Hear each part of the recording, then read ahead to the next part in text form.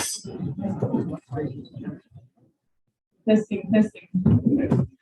Well, Zoom participants, can you hear me? Thumbs up, thumbs down. Thumbs up, awesome. Oh yeah, right here, Liz, right here. All right, so welcome everybody to the, is it March, April, May, I forget what month it is. April meeting of the Delta Amateur Radio Club. And before I forget, let's start with introductions for those who are here. So I guess Mark, you want to get us started with introductions, name, call sign? Sure.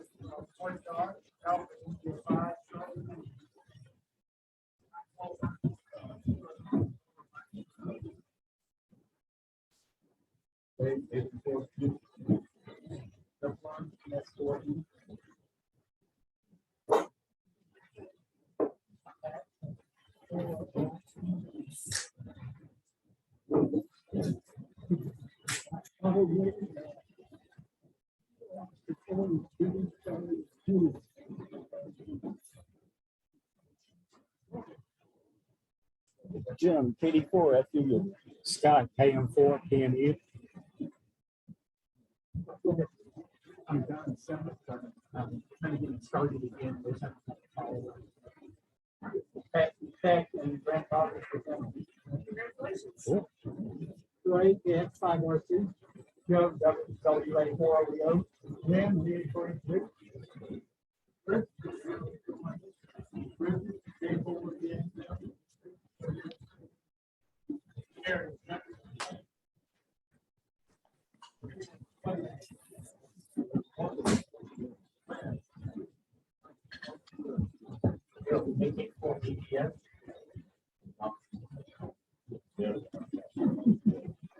Ron Taylor Ford to the view. Jeff, Kilo X-ray 4 Lima. And Mary Jean, Kilo Yankee 4 Foxtrot Bravo. So again, welcome to everybody here and on Zoom. I'm going to go on and say on the front end, again, we appreciate your patience with trying to do the hybrid meeting. We made a few changes, so hopefully it'll work a little bit smoother. But if not, like anything else in amateur radio, it is a learning process. So we'll see what we can do. For those in-house, if you haven't signed in yet, the sign-in sheets are over there. I know Carolyn would appreciate it if you could make sure you sign in. There is also a roster for guests if you want to sign in as well. And I think several have, but I wanted to make sure. If you're on Zoom, if you could make sure you hit mute, which I think everybody has. And then also, I see a lot of call signs up already. But if you could be sure to add in your call sign, again, it helps Carolyn keep track of who's in the meeting. So, something that we will be doing today for this meeting, we are going to add our break back before our program. So it'll be about 5 to 10 minutes. For those who are here, it can give everybody time to mingle. And then if you're on Zoom, feel free to kind of chat amongst yourselves. Maybe take a short break, and all that, and we will get the program shortly after that. So just be expecting a short break. Next, Secretary's minutes and Treasurer's report. I don't see him, but can I get a motion to accept the, all right, Bill Flanagan, KK4 GPS made a motion to accept the minutes for the Treasurer's report as published in Sparks, and then Lynn Bryce made a second, what is it called? MKS, I know, but W4 MKS. Secondly, so all those in favor of accepting the minutes of the Treasurer's report as published in Sparks, say aye or raise your hand. All opposed, no. All right, the motion unanimously passes. Thank you. For announcements, a couple of reminders. It is still time to accept or to turn in your applications. So if you're here in person, you can come find Jim, KD4 FU, to turn in your application and pay your dues. If you're at home, you're welcome to reach out to a board member. And the easiest thing is to go online to deltaclub.org, the membership tab, print that out, fill it out, and then mail it. So it's a great time. It's only $20 for the year for individuals, $25 for for the family memberships. And for those who are in person, of course, that's snacks and stuff in the meetings. And then, of course, that goes to help with outreach, supplies, computer equipment. So, especially when you see the teachers that that's the help fund to pay for it. Goes a long way. Great. Joe, I know you'll have a couple of things for us, probably. Do you want to start off with the announcements?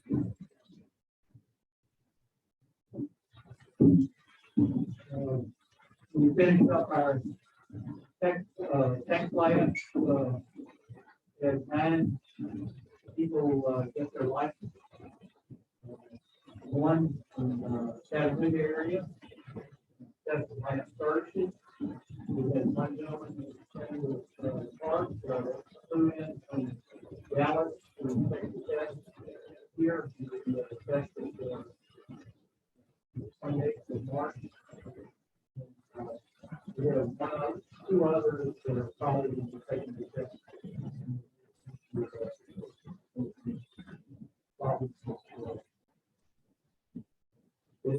The one test is going to be given to the 28th. Water to out, turn on the facilities, the hot water tank goes, the code is ready to happen.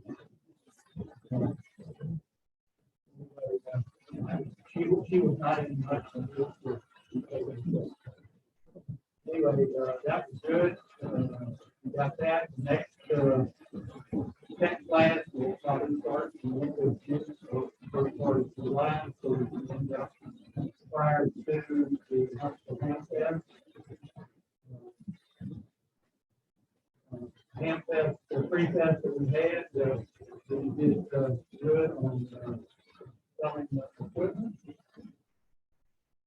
A little over $2,000 or $2,200, so that's good. Huntsville Ham Fest, bus trip. Planning on going, we just have not gotten the quotes from the bus company yet. I wanted to let the price of fuel go down a little bit. So we get a better price on the bus. We really have first part of March. It'll probably be probably $75, $80 a person for the bus trip.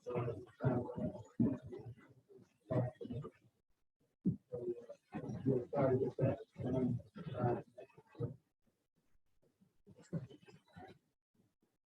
Wednesday, 1st and 22nd of August, the 3rd weekend in August. The ticket to the entry to Ham Fest is going up this water before the 19th of June, $12, and the order ticket after that. $15. So they've literally gone up 50% in the price of the ticket. I don't know what the extra tickets for the price on the ticket cost.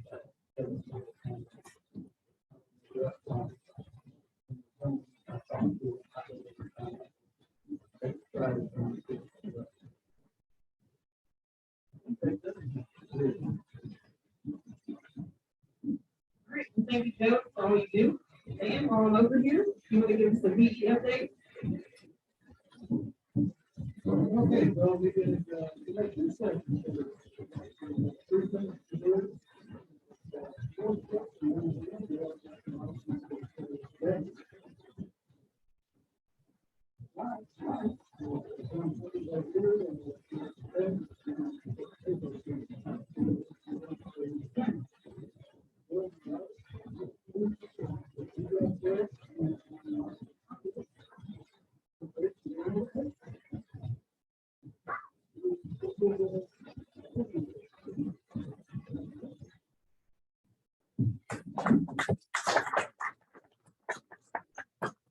All right, well, thank you.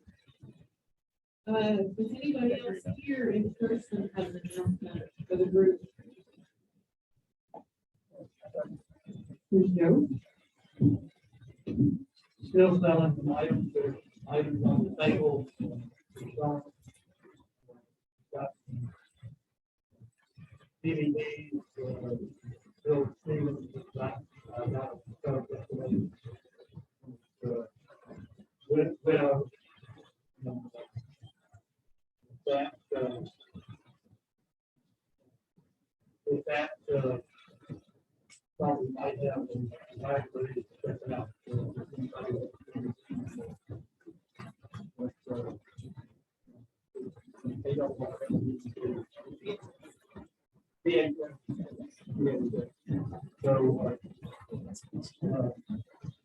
like, but anyway, there's one over there. Then, like, take them on.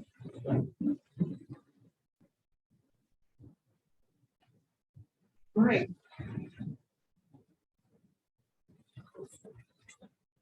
Well, Pre-Fest, do you, Rick, do you want to give us an update on how it went? We got bigger still at 160. Somewhere in the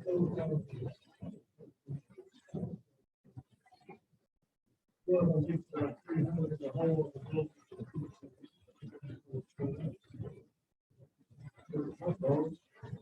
We like 46 right there.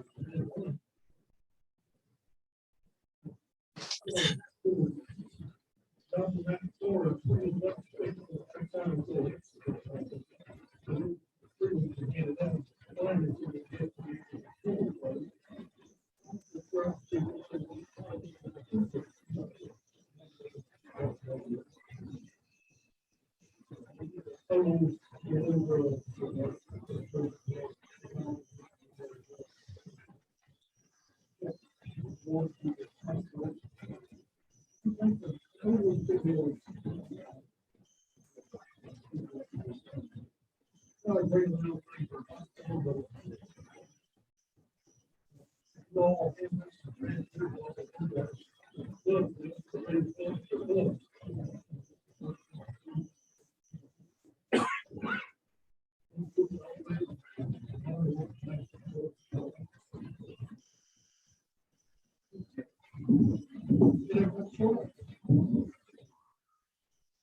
All right, well, thank you, Rick, and, yeah, kind of echo what you said, thank you for everybody who showed up. There may or may not be some of the vendors on here who attended, volunteers, and especially, all the environment, who took so much time into planning that. And it's for a great cause, so thank you, for everybody who participated with that. Let's see.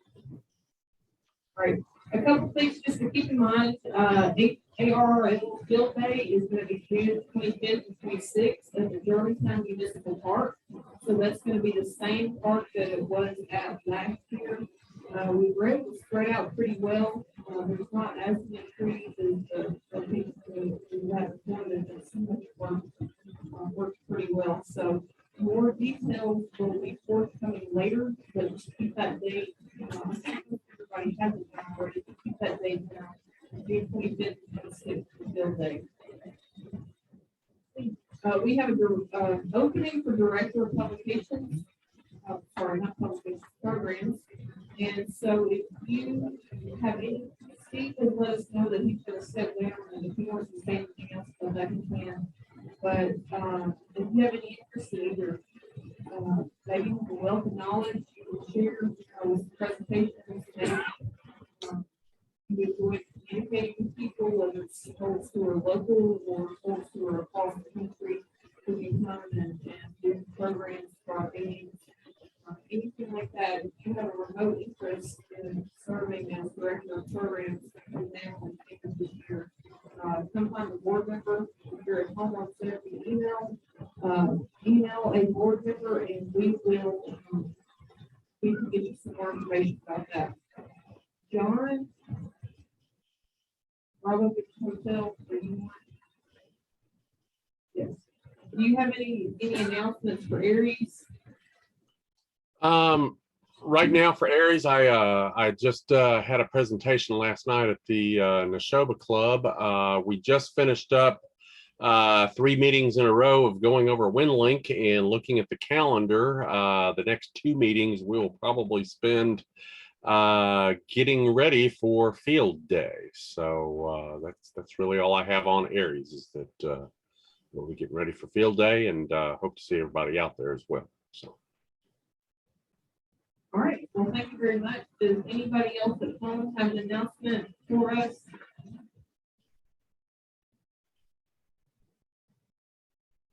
Okay, well, we caught up with our announcements, so just to kind of get back to the swing of things, we're gonna take about a 5 to 10 minute break. Probably keep it closer to the 5-minute point. So if anybody wants to mingle, take a break, and then we're going to start with our program.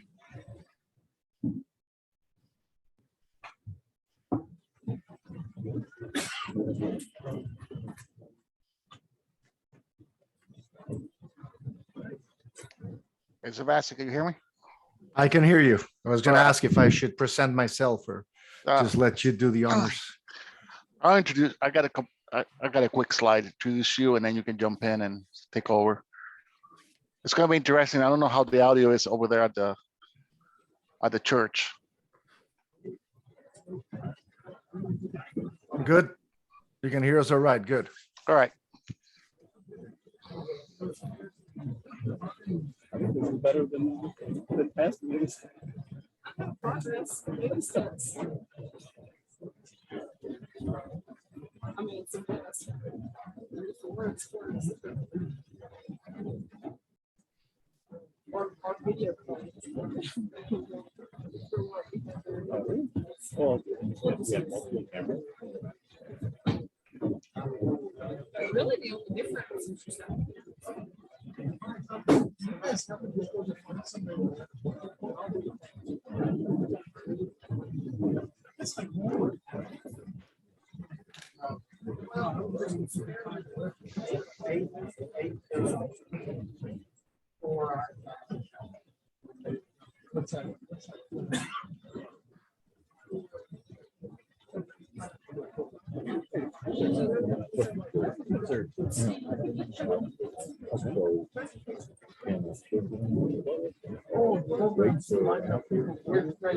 I can. Are you taking a pass right now? Or are you taking a pass? Yeah. Okay. I was waiting for after the pass. I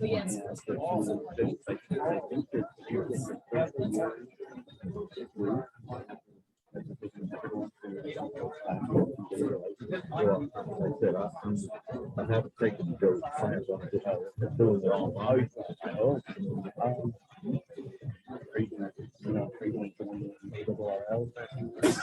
Yeah. Okay. I think that also gets you. All right. All right. Thank you.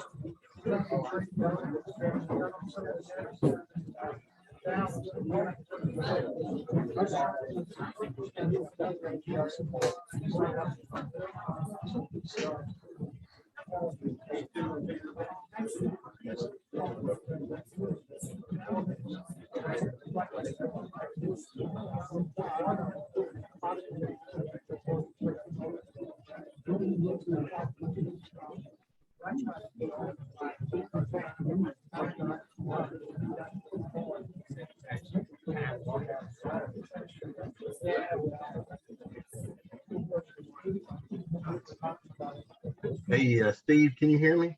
I can hear Do you ever use Anderson power pole connectors? you. I do. What's the trick to putting those on? You have to have the right tool, the right crimper. Otherwise,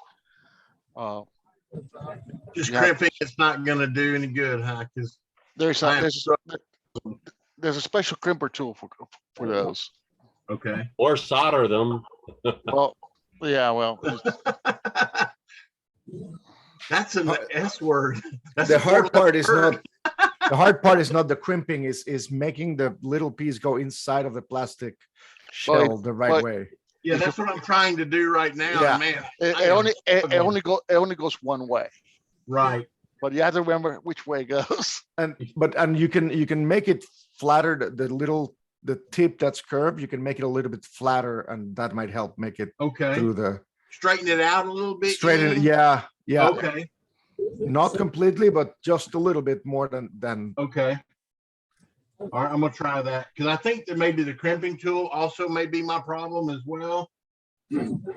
if the back of the connection is too thick, it It's won't not go gonna in all go the in. way. Right. Right. I've straightened it out a little bit. I'm gonna see. Yep. Wow, that helped. That did it. There you go. That All right, thank I've you. ruined a bunch of connectors until I discovered that all you needed to do was to straighten it a little bit. Yep, that did it exactly. Thank you so much. That's Hey. it. That's my presentation for tonight. Thank you very much. Ta-da. Don't forget to tip your waiter on your way out, Yeah. please. Wow. Yeah, that's awesome. Thank you. Yeah. And I actually put the black one on the black wire. So. That helps.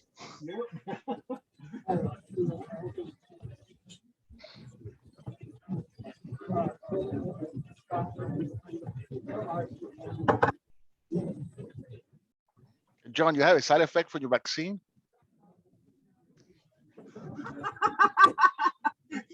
How'd you guess? I'm just wondering.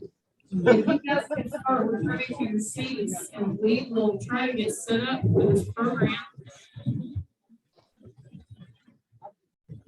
All right, are you, Steve, I'm gonna hand it over to you to Hey, Mary introduce. Jane. Yeah, Mary Jane, do me a favor. Can you guys mute yourselves over there? Because Yeah, I'm about noise. to. I'm about to. All right, so I'm gonna hand it over to Steve so he can introduce our speaker. And Steve, it's all you. Thank you. You guys see my screen, right? Thumbs up. Yes. Okay. Good evening, everyone. Welcome to the Delta Club April presentation. Tonight, we're going to talk about Grid Tracker. And I happen to know this guy very well, sort of well. So when you got friends in high places, you try to get them to do something for you. So KI2D, Sebastian Del Monte is one of a member of the core development group for Grid Tracker. So he's going to give us a little bit of a lesson about it and what it's all about. And I see this presentation before, but I'll let you, Sebastian, take over. Let me just stop sharing and you can take over. So welcome to Memphis, by the way. Thank you. Thank you very much. I hope next time I visit in person. I'm KI2D, Kilo India 2 Delta, Sebastian. I'm originally from Venezuela, which is how I ended up meeting Steve. And I've been a ham for only about 2 years. That it was my pandemic hobby, but I dove into it, into the deep end of the pool right away. I've been a software developer for more than 30 years, which is how I somehow ended connected with Grid Tracker. A quick poll around how many of you do FT8? I suppose everybody knows FT8, but how many of you do FT8 regularly and use a tool like WSJTX or any of the other applications for FT8? How many would like a quick introduction to FT8 as part of the talk? Some hands. I see a few hands. Okay, so FT8 is a digital mode. Let's do something. Let's share my screen here. Here we go. Do you see it well, or is it too small? It's good, okay, good. So this is a Windows PC running on my remote QTH with a Flex radio. And, oops, I'm messing this up. And I'm running an application known as JTDX, which is derived from the more official WSJT, but it's pretty much the same functionality. It's just that they moved some things around on the screen and made it more compact, which suited my needs better. So as you can see here, I have 3 kilohertz of bandwidth on the 20-meter band, where there's a bunch of signals. These are about 50 kilohertz each, and you can see them on the waterfall like little lines coming and like ending after a while, and then another set of connection comes in. So, and here on the left side, you can see the waterfall from JTDX, which is also very similar to what you see on the radio. FT8 uses about 50 kilohertz of bandwidth per signal, and it transmits an audio signal where the wave, it's a complicated mechanism to make sure that you can decode it even with very little signal available. And when signals are overlapping, you can still decode it. It repeats the message multiple times during a 15-second period, and then it stops and listens. So these alternated signals are those 15-second periods. You can see it on the waterfall on the radio, and you can see it on the waterfall on JTDX. After 15 seconds, JTDX decodes all the signals in the 3 kilohertz of bandwidth I have tuned. That's what you see here, 11, 12, 13, 14, 15 seconds, and here comes the signals. That's about, I don't know, 40 different signals coming in at the same time. They come from all of these red squares in the grid, in the waterfall. They come from very signals you would not be able to hear directly by ear, like this one you can see here, barely noticeable, or very loud signals like this one. They all make it here. And the message you get is either somebody calling CQ, somebody responding to that CQ, and a signal exchange. And then finally, a 73 confirming the contact. So if you're using WSJTX or JTDX, you have this connection here, and you see, oh, there's a guy here calling CQ. I'm going to double click on him. And that starts the process of calling. I have the messages to be auto-sequenced. So if he ever gets my signal, he'll respond, and I'll move into the signal report part. I'll get his response, and then I send a 73, and it will be logged. Using any of these applications by itself is really, really hard, because as you can see, there's a ton of messages going on at the same time. So a few years ago, a guy called Tag Loomis, his November 0 Tango Tango Lima, created Grid Tracker. He started just as a way to track the grids. So let me hide something. Pretend you didn't see those lines. It'll be more interesting later. So what I see here is the location of all the signals coming in through WSJT.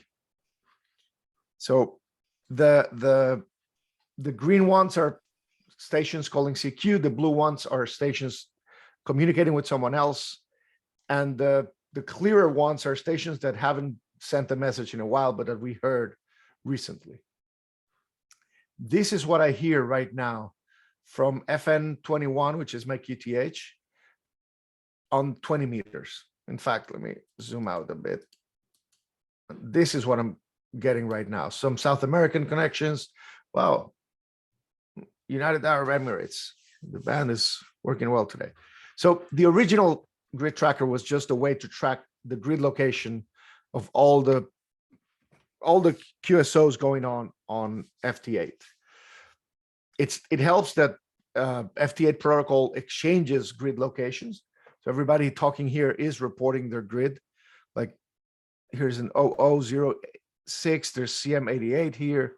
So it's easy to put them on a map. Now, on top of that, TagLumi started adding more and more features to the point that Grid Tracker right now is basically a warehouse of ham radio information. You can see this is what's known as the live version of what you're getting from FT8. I can receive spots through the what's the name of the network? The PSK reporter. So JTDX reports everyone I'm hearing here, I'm reporting to the PSK reporter. And every 5 minutes, Grid Tracker asks PSK reporter to see who else is hearing me. And I can get a sense of where my signal is going. I can see also, let's see what else we can see here. You can get the daylight and nighttime boundary, which is always useful. You can see, I'm not seeing any, but you can see weather reports and lightning reports. I can get a radar visual for the US only. You can get your typical current conditions for solar weather. I usually have this window open here behind the scenes, so I can peek at the SFI and the K numbers. You can see the spots. You can see a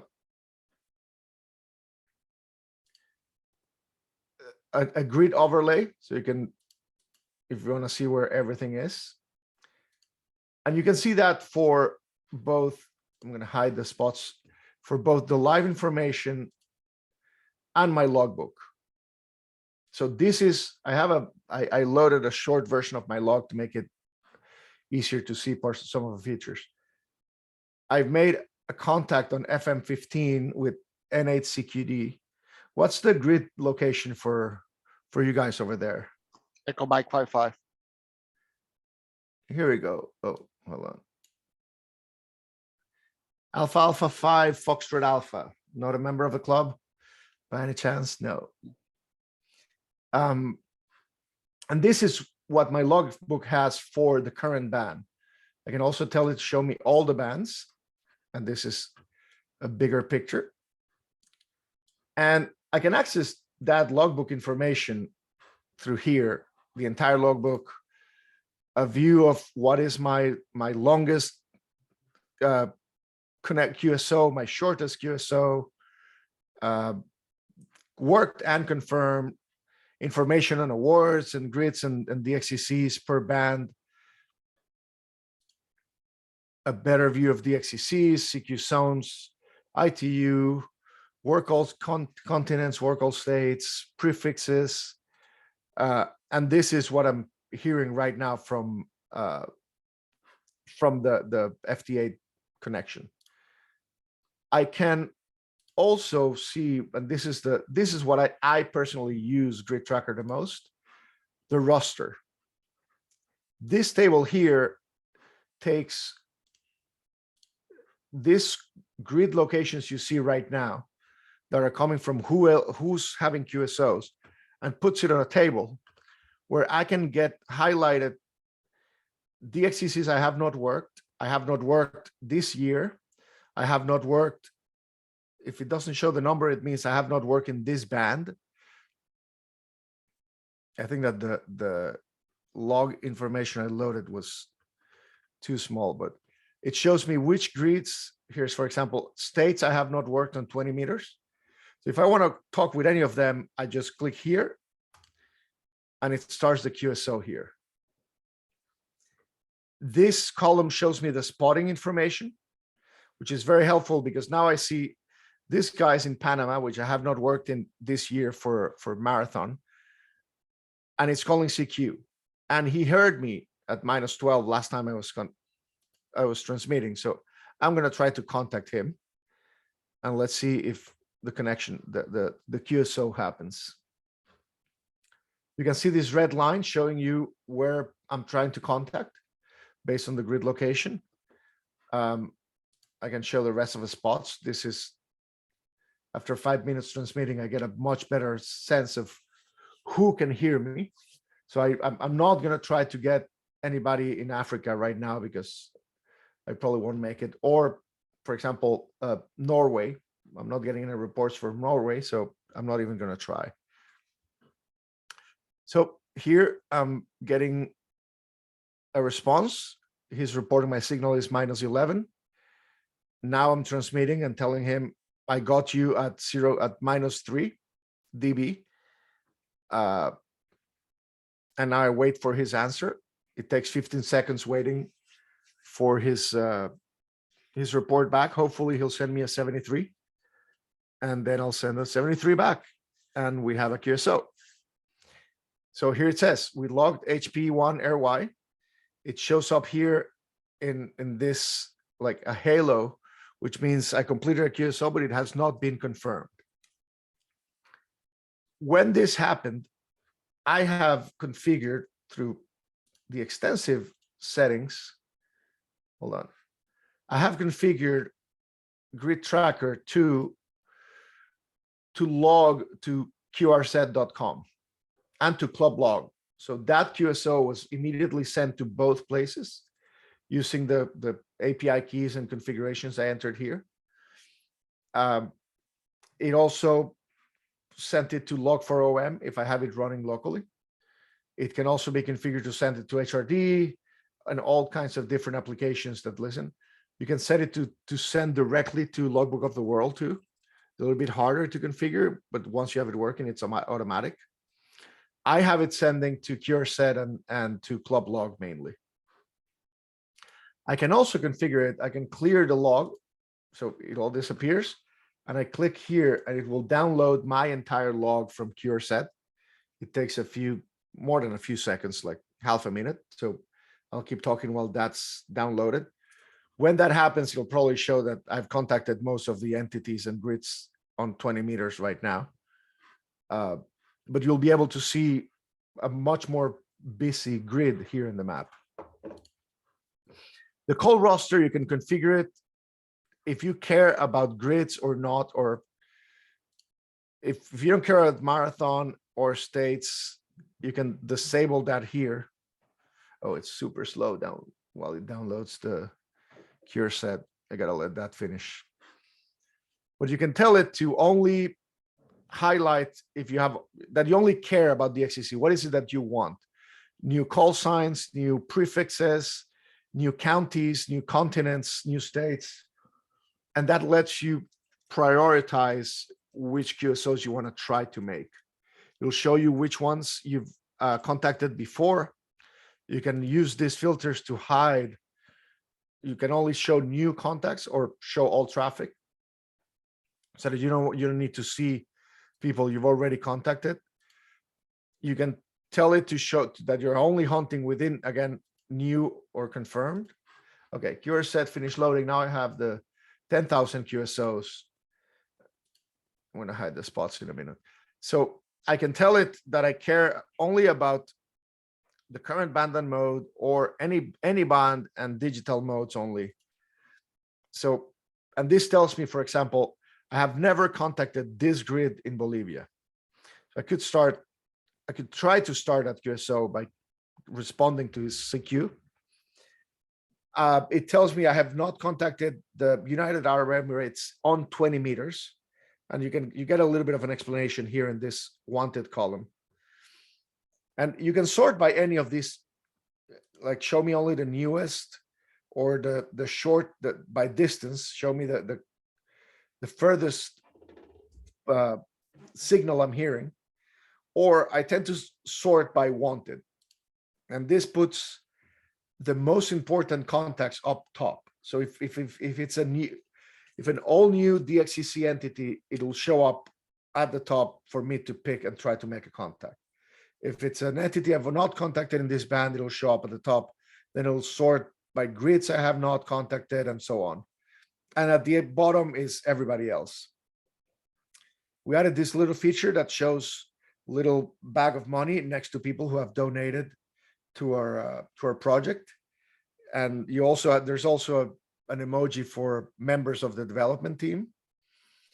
And here's the advantage of using a tool like Grid Tracker. I am getting 165 stations right now. Trying to decide who I'm going to try to contact would be a pain in the behind if I had to do it just by looking at the list here on FTDX, on JTDX. JTDX has some tools to show you by color if it's a new DXCC, but it's very limited.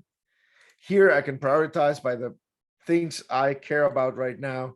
If I'm done working states, I don't have to include the state column. I can add the county column, and Grid Tracker will try to guess the county of the person based on the FCC databases and their zip code. The question mark is sometimes the zip code has more than one county in it. So you have to click and we'll do a lookup to try to figure out which county it actually belongs to. That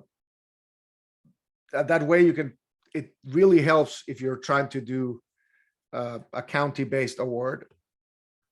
And I'll show you how this also corresponds on the map. I can also exclude, only show me stations that are calling CQ, or that has a grid information, or has a certain minimum dB level on the signal, maximum distance, frequencies, whether they use Logbook of the World or not, so I can filter and reduce the number of stations I see in the roster. Once I've loaded my full log, I can change back from live data to logbook data. So this is all the contacts. These are all the contacts I've made. Yellow ones are unconfirmed. Red ones are confirmed grid locations. Let's see if we can get a better. There's a bunch of contacts in Tennessee right now that I've done. Where did it go? Here. No. I cannot make it. I'll zoom in a bit. So I can see all the grid locations of all the contacts.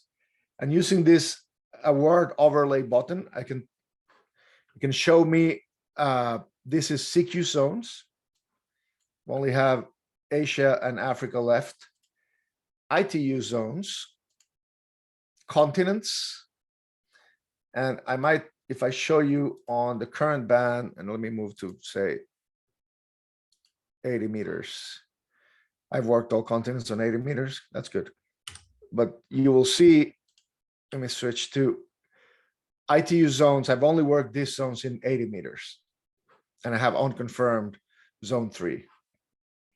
If I come back here instead of auto, I can also pick any band I want. Like I can take a look at 30 meters.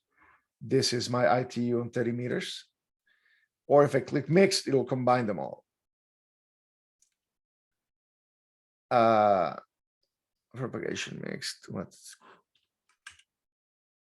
I turned them on. So we have ITU, CQ, continents, states.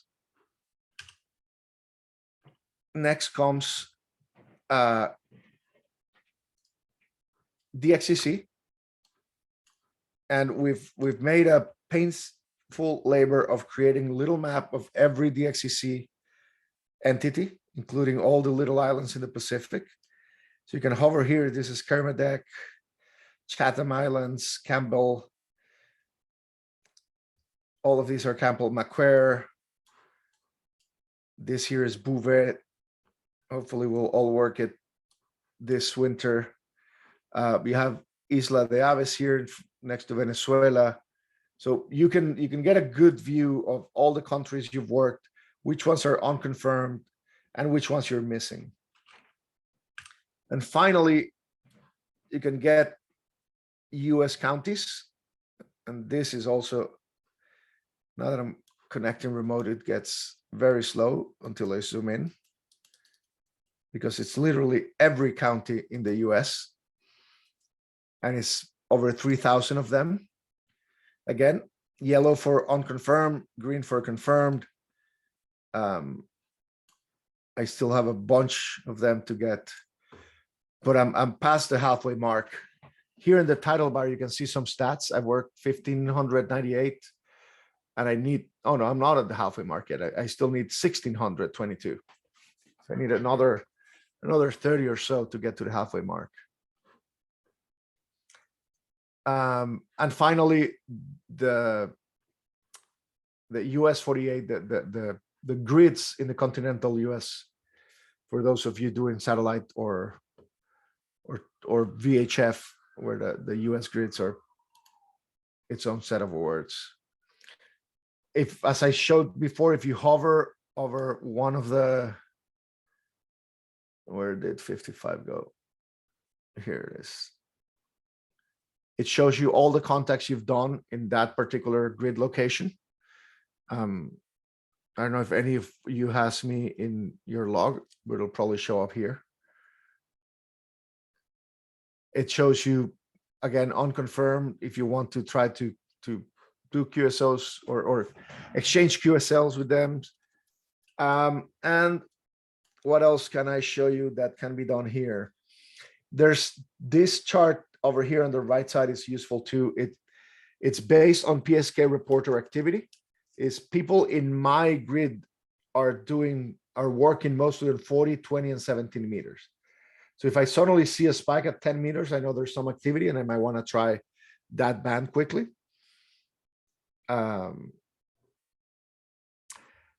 One feature I personally don't use as much, but it works similar to JT Alert, is that you can have audio alerts when if there's a new call sign or a new grid or DXCC that shows up in the roster, you get an audio alert that tells you that you might want to pay attention to the radio if you're doing something else.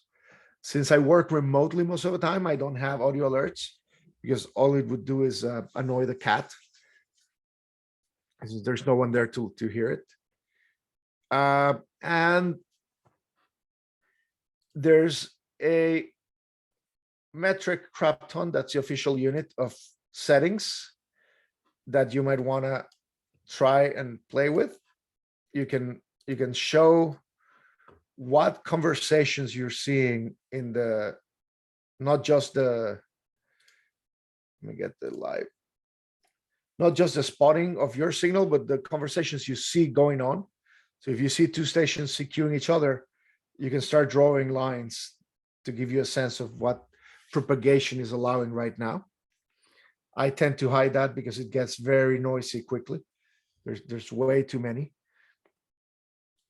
You can change the type of map. There's multiple maps to suit your taste.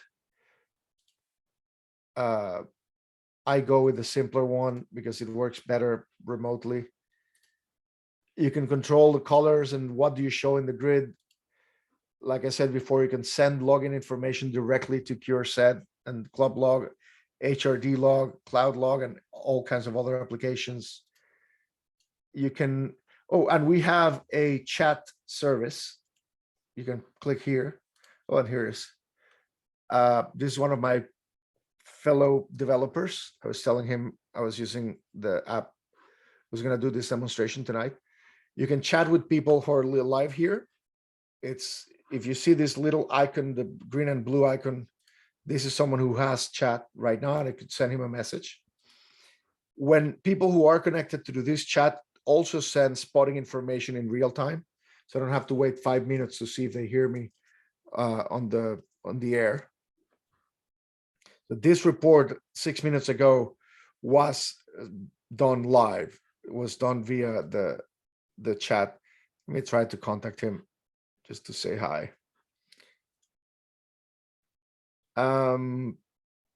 The project's been alive for over 3 years. there's a Tag Loomis, the original developer, has stepped down because of work commitments, but he built a nice team around it, and there's 6 or 7 active developers working on it at any time. That it's what we call the core team, and people who come and help frequently with smaller tasks. We try to do 1 release a month. Sometimes work gets in the way, but we mostly succeed at doing 1 release a month. And I don't know if anybody has questions.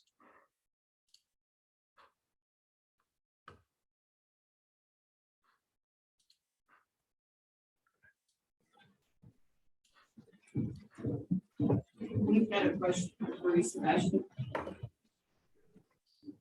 I'm sorry. I heard something from the live from the church, but it was hard to understand.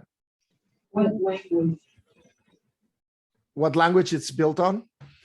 It's built using mostly JavaScript, it's actually using browser technologies, but in a way that can be packaged as a standalone application. A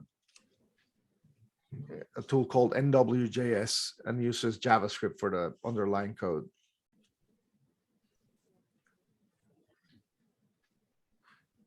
Do we have any other questions here? Is it pulling Whisper? Is it You pulling can- Whisper data? It can pull Whisper data. You need to have a Whisper app receiving the data, and so applications like JTDX and Whisper and many of them, in their settings, they have what's known as the reporting, and it will send information over your local network.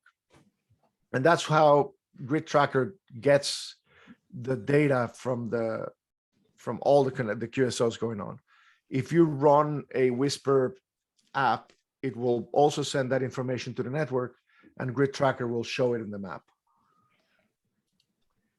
Otherwise, through PSK Reporter, you kind of get also the Whisper network. What the Whisper network reports to PSK Reporter, you can present it through the spots information.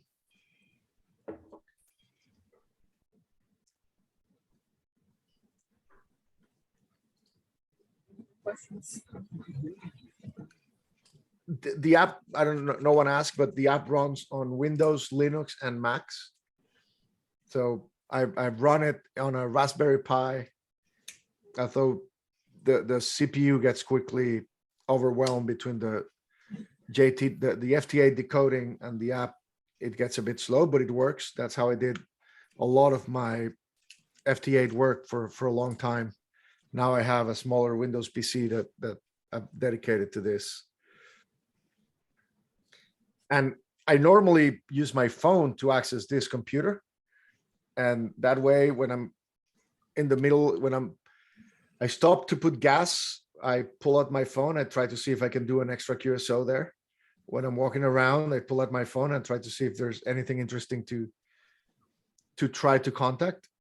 And because in my phone, I can see the top of the roster view, and I can see what the connection happening. And I can scroll and see what the radio is doing. I can get a quick view, a good enough view of everything that's going on. So it allows me to start QSOs from pretty much everywhere. What's the app you're using on your phone? I'm using a Jump desktop to do the remote access. JUMP? JUMP, yep. It has the best performance for that and Real VNC. I kind of like I tend to use Jump from another desktop and Real VNC from my phone, actually. Okay, thank you. Sebastian, do you do anything with any other modes? Can you repeat again? Do you do anything with any other modes? Like With any other modes? So Yes. everything you see on the map side, you can show it by mode. So I can show you my CW contacts, for example. Let me kill the spots. or my AM contacts. I don't have any. My phone contacts. So the browsing of your log in the map, you can do for any mode, and you can even filter by propagation type if that's something that matters to you. But the roster part, it's only with FT8.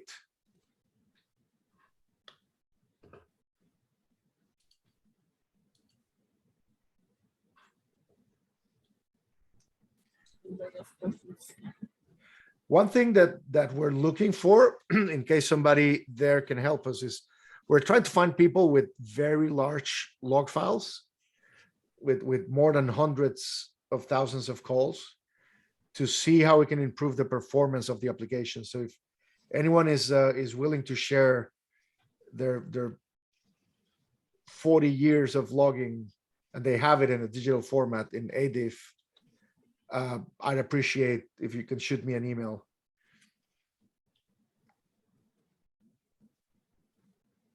Because we're trying to make it be a bit more responsive when you load a very large log. And to also find errors and edge cases that happen with old calls and all call signs in particular. So if you have any old log, I'd love to get a copy.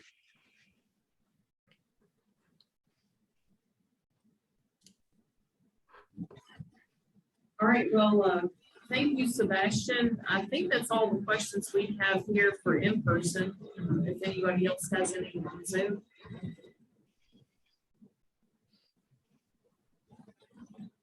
All right, well, yeah, thank you so much for coming and talking to us. Thank you. It's my pleasure. It sounds like. Thank you, Sebastian. It sounds like we're having a little bit of audio issue getting from here to there, but we did get a nice applause here. So thank you so much for taking the time. I know it's late where you are, so thank you very much. Anytime. Thanks, buddy.